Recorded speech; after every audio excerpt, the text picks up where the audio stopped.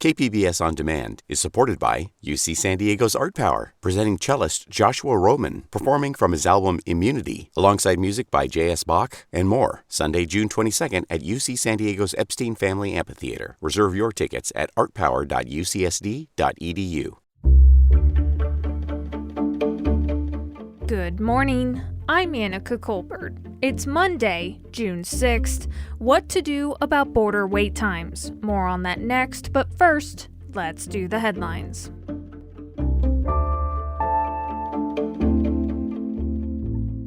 California's primary election is tomorrow. You should have received a ballot in the mail if you registered to vote before May 23rd.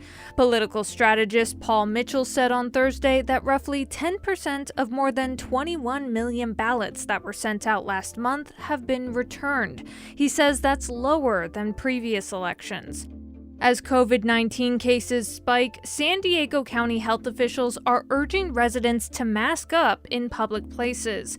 Weekly case counts have tripled in the last month. Here's UC San Diego Health infectious disease specialist Dr. Francesca Toriani. The new normal is not throwing away our masks and not thinking about this anymore, because we can't stand it anymore, but it's more getting into that system of, okay, rates are up, better mask. Health officials encourage those testing positive to seek out available treatments. The president of San Diego State University says she's heartbroken about what a published report says happened to a girl at the hands of 5 Aztec football players. The LA Times report published on Friday says the players raped an underage, unconscious girl at an off-campus party, and it says the university has not investigated or taken disciplinary actions. In a letter to the campus community, University President Adela de la Torre says San Diego police asked the school not to investigate because it could jeopardize the police department's inquiry. From KPBS, you're listening to San Diego News Now. Stay with me for more of the local news you need.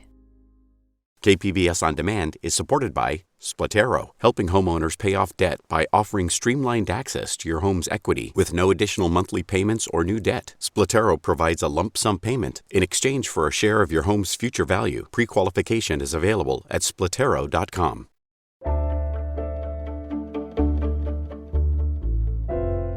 Experts say long cross-border wait times are a drag on our regional economy.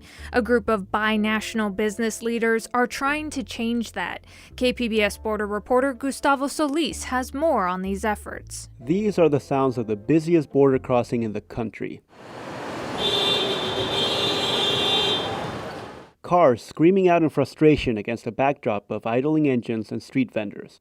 Roughly 90,000 people cross the San Isidro port of entry every single day. But before they cross, many have to wait for a long, long time.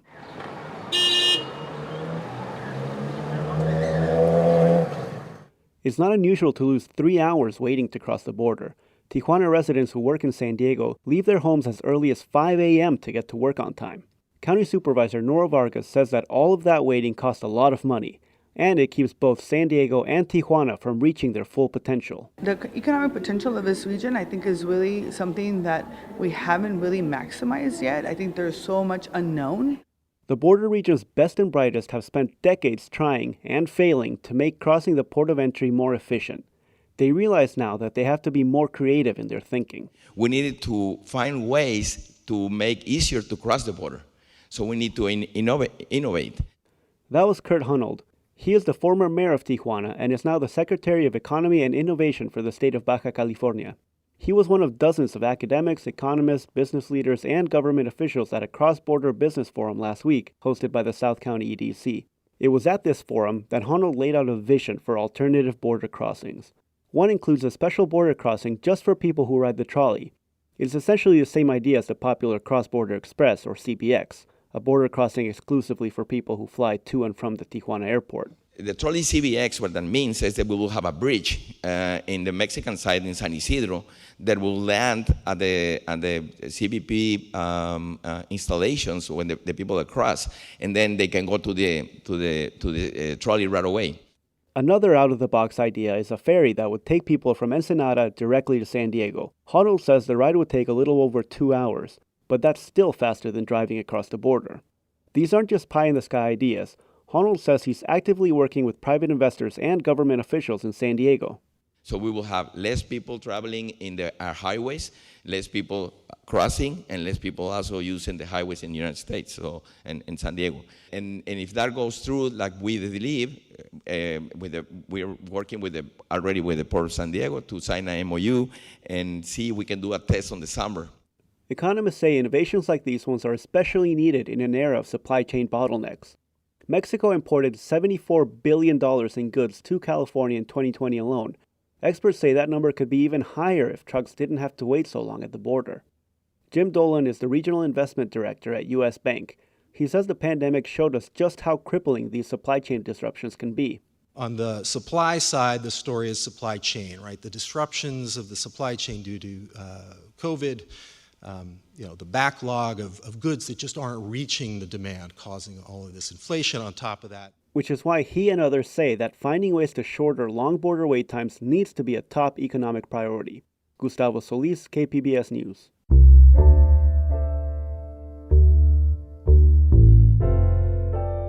There's an aggressive new initiative to protect Californians from gun violence. It's a response from Governor Newsom as the legislature debates new laws.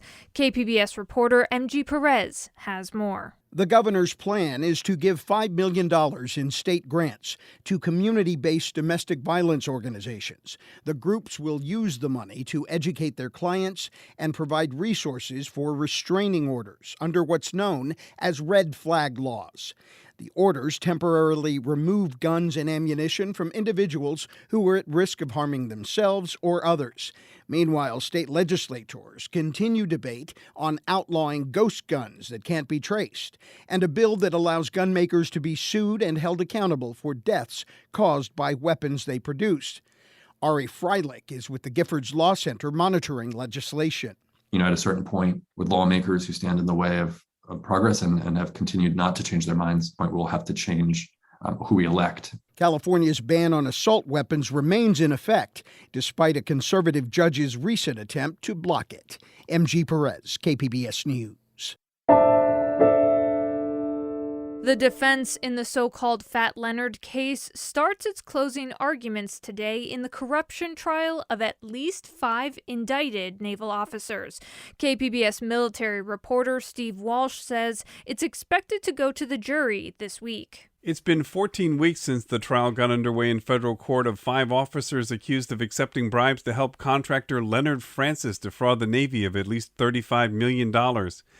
Each of the defense attorneys is expected to make closing arguments before the case goes to the jury early this week.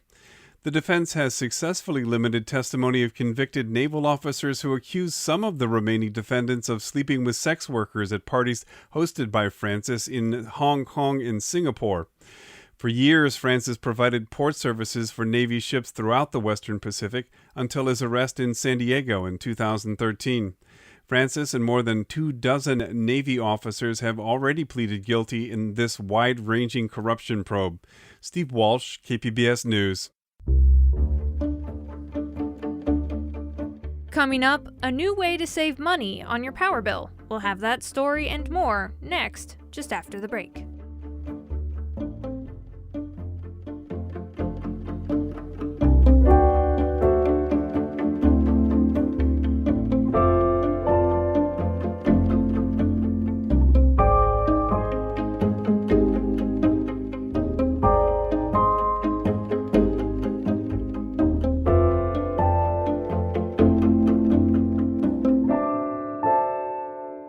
KPBS On Demand is supported by Latino Legacy Foundation, presenting their Storyteller series, Reach for the Stars with Ellen Ochoa, the first Latina astronaut, former NASA director, and San Diego native, Sunday, June 29th.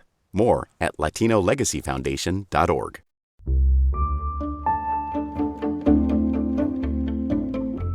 You could save some money on your power bill this summer if you're willing to reduce your energy use on days when the statewide grid is stressed by high energy demand.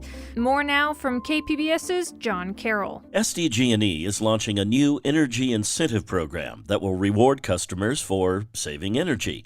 The Power Saver Rewards program could be activated any time between now and October 31st, whenever the California Independent System Operator, or CAISO, issues an emergency alert watch or a flex alert. If you can reduce your energy between 4 and 9 p.m. below your typical use level, you'll receive $2 of credit for each kilowatt hour. The average SDG&E customer uses about 400 kilowatt hours of electricity per month. More information is available at SDG&E's website, which is sdge.com. John Carroll, KPBS News.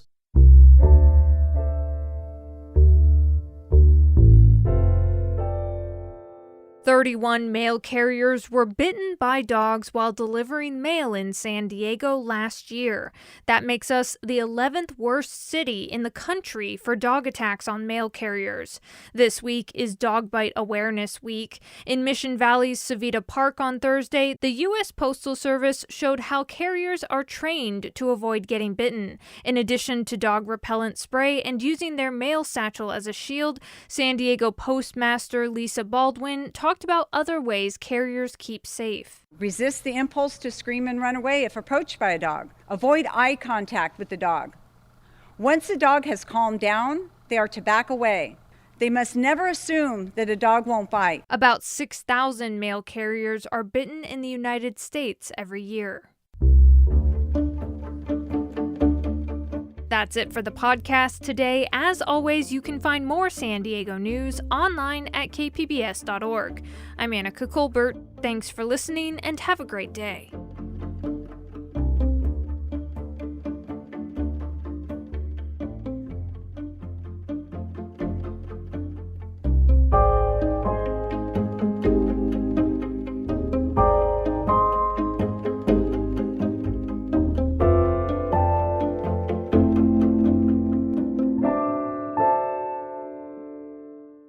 KPBS On Demand is supported by Latino Legacy Foundation, presenting their Storyteller series, Reach for the Stars with Ellen Ochoa, the first Latina astronaut, former NASA director, and San Diego native, Sunday, June 29th. More at latinolegacyfoundation.org.